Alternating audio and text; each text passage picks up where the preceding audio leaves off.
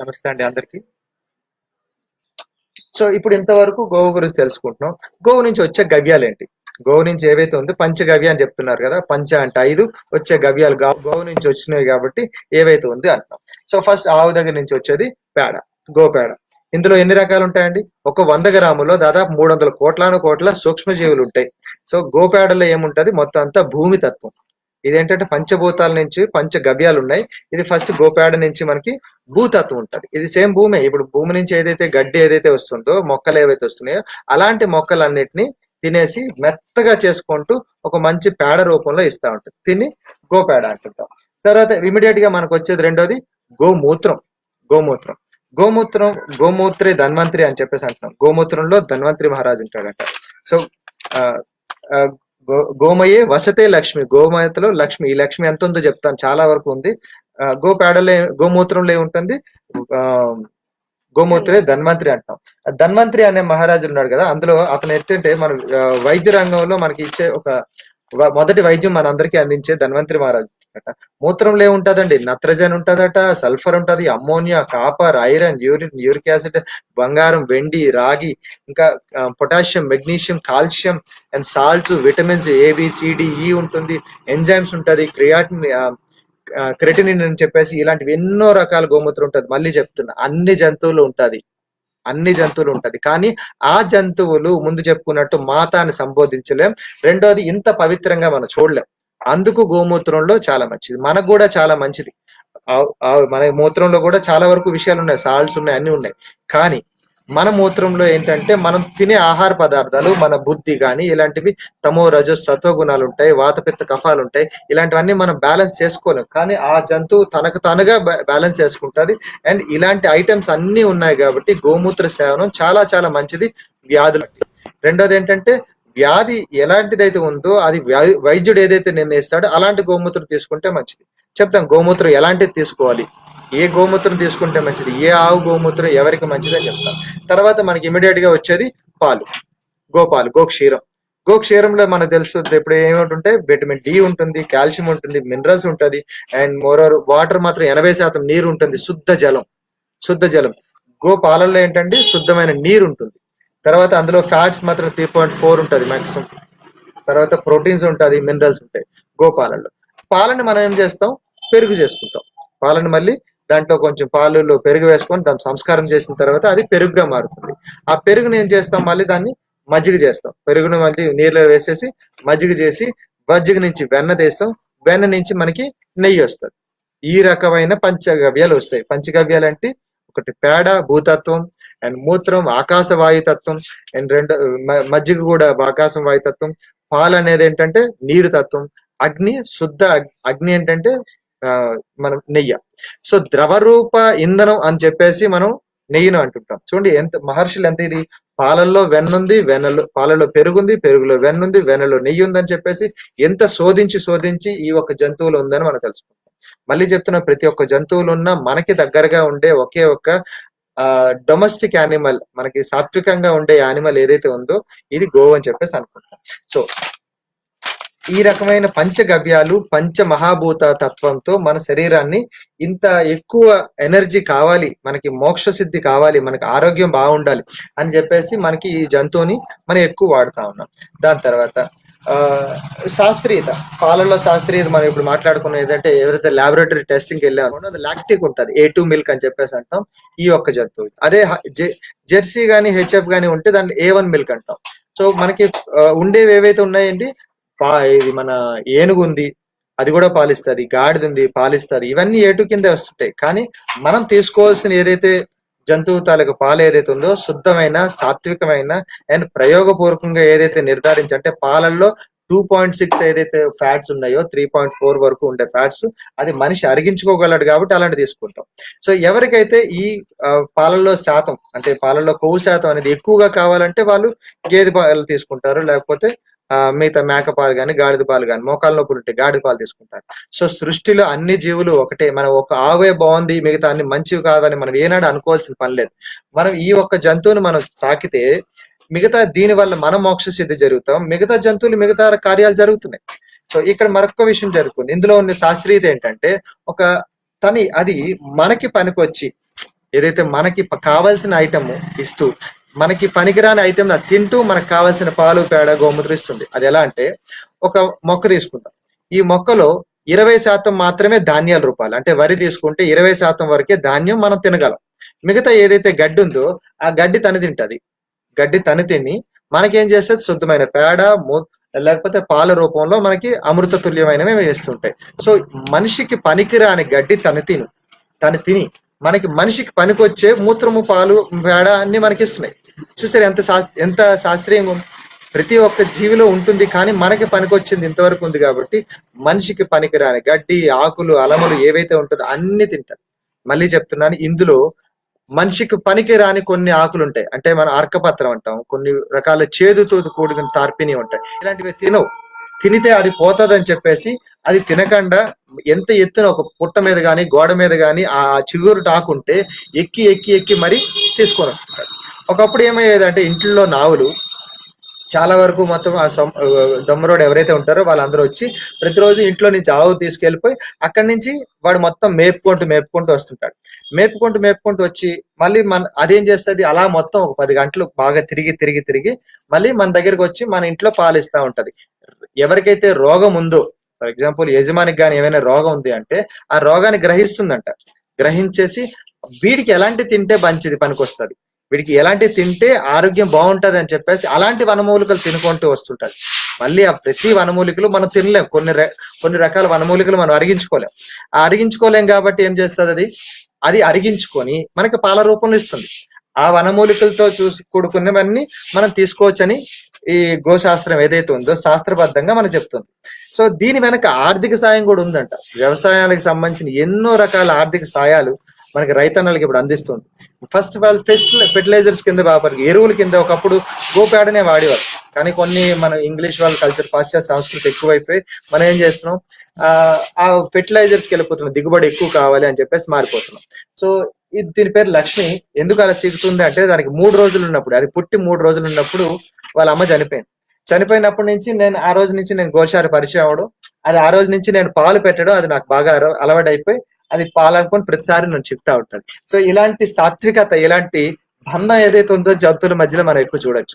So ఇంటిలో ఉండాల్సింది ఆవు, ఇంటి బయట ఉండాల్సింది కుక్క. బట్ పరిస్థితులు అన్ని మారిపోయినాయి. ఇప్పుడు ఏం చేస్తున్నాం అంటే ఇంట్లో కుక్కలు వచ్చేసి ఎక్కడికో దూరం, ఊరికి దూరంగా ఆ గోశాల మారిపోయినాయి. సో ఈ ఒక్క ఉద్దేశంతో మీరు చేయగలరా, మీరు చేయలేరా అంటే ఇది కార్ పార్కింగ్ ఏరియాలో ఆవులు పెట్టుకొని పెంచుకోవాల్సిన సిద్ధాంతం కూడా ఇప్పుడు మనం చేసుకోవచ్చు. సో ఇలాంటి ఉద్దేశంతో ఉదాహరణగా ఉండాలని చెప్పేసి నేను ఇవన్నీ చేసుకుంటాను. సో దీని తర్వాత మనం ఎన్ని రకాల ప్రోడక్ట్స్ చేయొచ్చు, గో రిలేటెడ్ లో ఎన్నో రకాల ప్రోడక్ట్స్ చేయొచ్చు.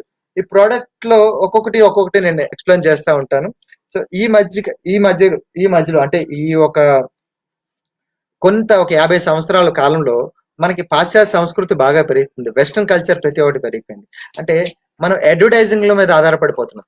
అంటే మా గురువు గారు ఒక అతను అన్నారు ఏంటంటే అడ్వర్టైజింగ్ ఎలా తయారైంది అంటే గుండు ఉన్నోడికి దువ్వెన అమ్ముతున్నారు, బట్టతలు ఉన్నోడికి దువ్వెన అమ్ముతున్నారు. అంటే నిజమే, మనం చూడాలి అసలు బ్రష్ ఎందుకు చేస్తున్నాం, బ్రష్ ఎందుకు చెయ్యాలి అని ఆయుర్వేదంలో మనకు చెప్పున్నారు.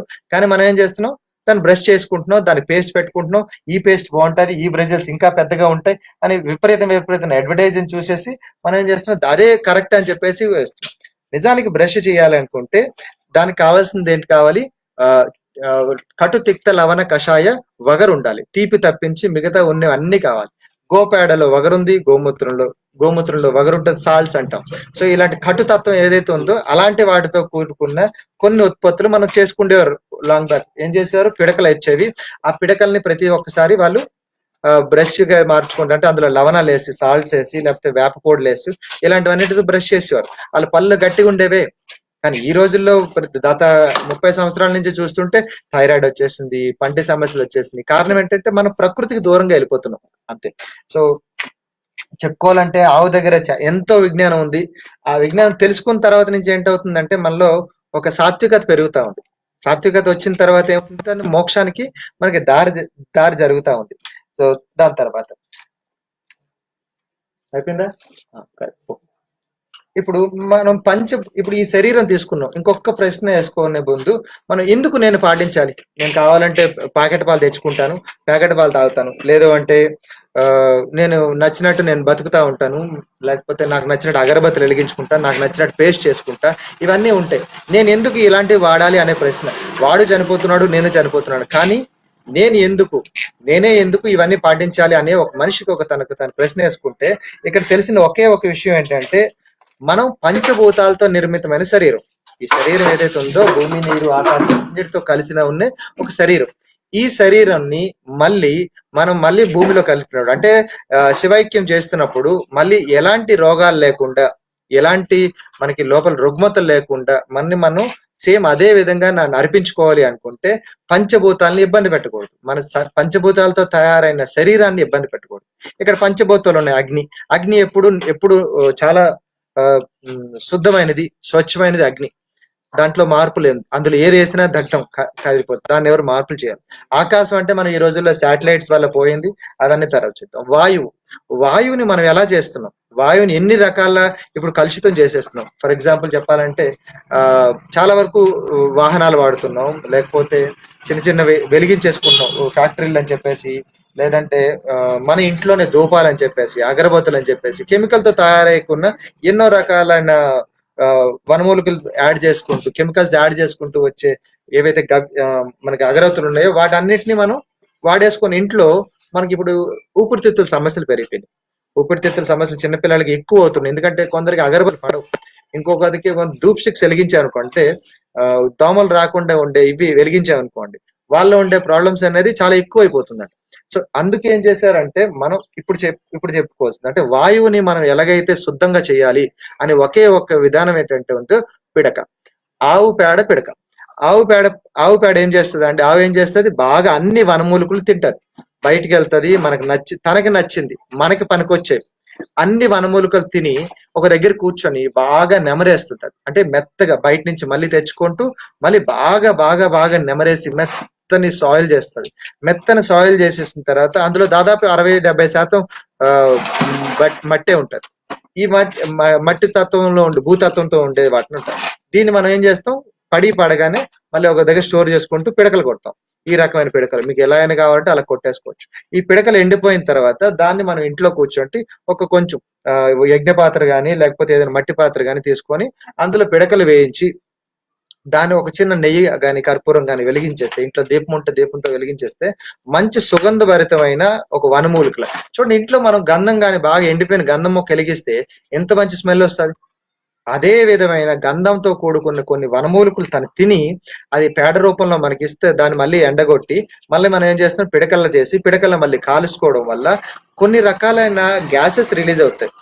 దాన్ని శాస్త్రబద్ధంగా చాలా ఎక్కువ ఉన్నాయి గ్యాసెస్ లో. వాయువులు ఏదైతే ఉందో ఆ వాయువులన్నిటిని మనకి ఊపిరితిత్తుల సమస్యలన్నీ తగ్గుతాయి. మేము ఎక్కువ గమనించామంటే ఎవరికైతే టీబీ సమస్య ఉందో, ఆస్మా సమస్య ఉందో వాళ్ళు గోమూత్రం గోపేడ దగ్గర ఉండే వాసన ఏదైతే ఉందో వాళ్ళు పీల్చుకోగానే వాళ్ళకి తగ్గింది ఒక 2-3 నెలల్లోనే.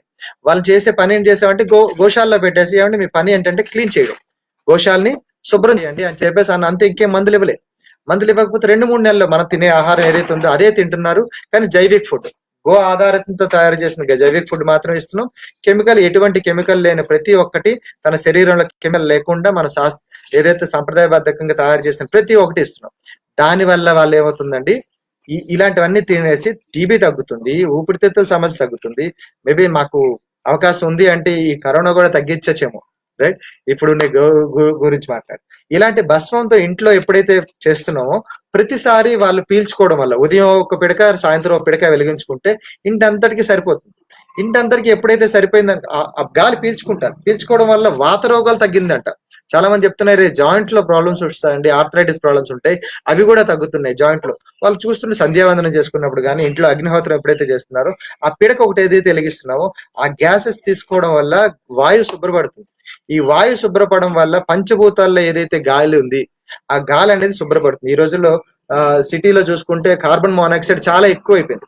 దానివల్ల ఏంటంటే మానసిక సమస్యలు ఎక్కువ పెరుగుతుందని సిటీలో ఉన్న ప్రతి ఒక్కరు చెప్తున్నారు.